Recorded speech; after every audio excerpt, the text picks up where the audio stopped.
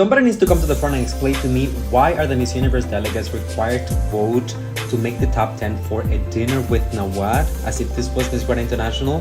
I need an explanation because I'm not understanding what is happening right now. This has been an ongoing tradition at Miss Grand International for the past couple of years, so honestly, no problem.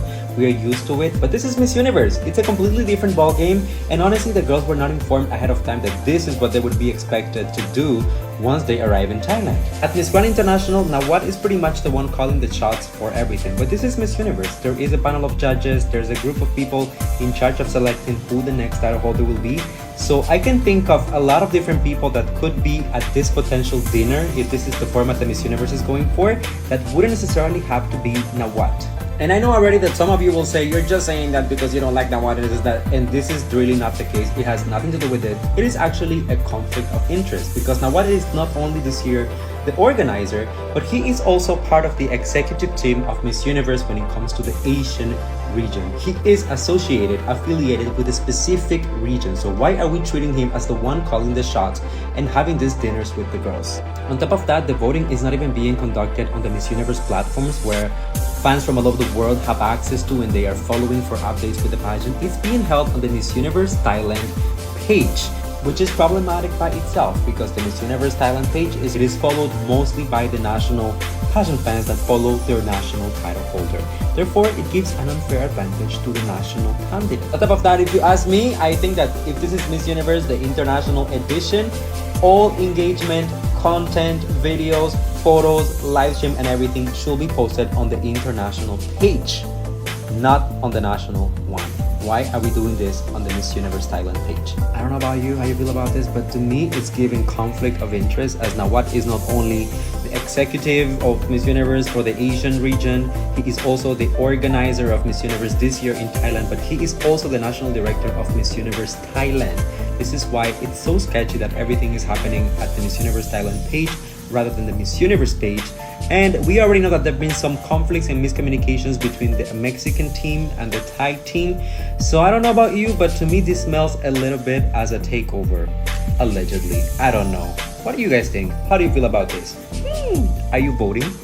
So mga kapolitika, marami ang mga nagtatanong dito sa pabutuhan system ng Miss Universe 2025 na kung saan ay bakit di umano daw naka-display doon sa Miss Universe Thailand na page na kung saan is before mag-start is meron lamang 200,000 plus na mga followers, and then after nung pabutuhan nila is umabot na ng more than 300k yung mga followers ng nasabing page.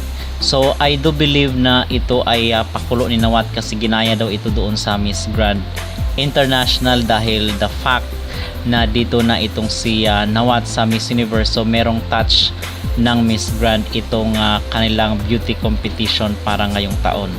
So mga kapolitika, kita nyo naman na even itong si Vena Pravinar ay hindi kayang i-beat itong engagement, mga views, mga reactions, mga comments ni Atisa Manalo.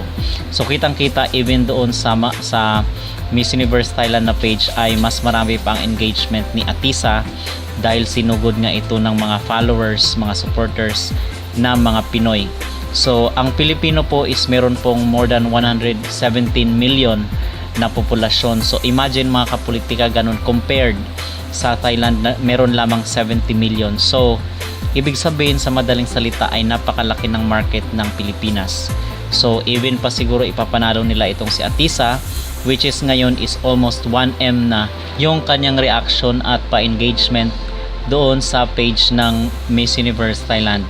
So hindi malulugi mga kapolitika ang Miss Universe kung pipiliin nila si Atisa Manalo matapos na mag-ingay ngayong araw dito sa pa-arrival sa Thailand para sa kanyang mga supporters.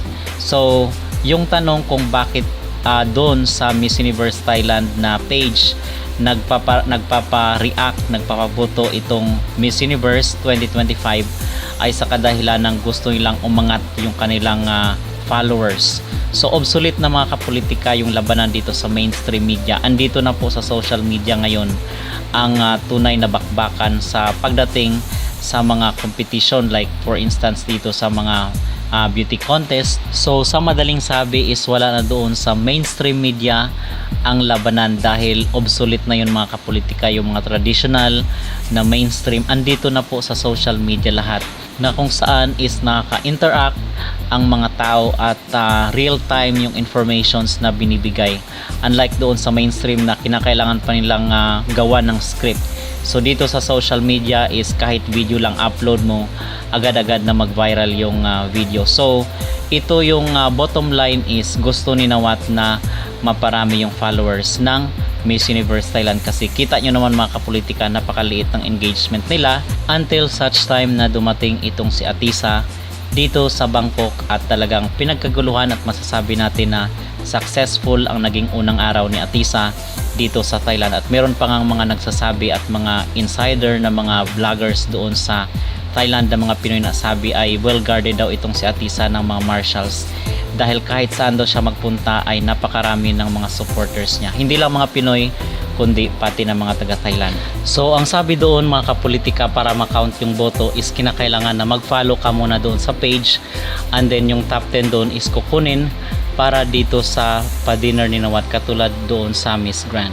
So imagine kung abot ng milyon-milyon yung mga reaction doon ni Atisa Manalo, magkano kaya ang kinikita nila dito sa mga pa-social media engagement. So kung kayo ang tatanungin mga kapolitika, ano sa tingin nyo ang rason kung bakit nagpapabotohan ang Miss Universe doon sa Miss Universe Thailand na page? Mag-comment down below at huwag kalimutang mag-like at mag-subscribe kayo dito sa ating YouTube channel para updated kayo sa ating mga latest issue.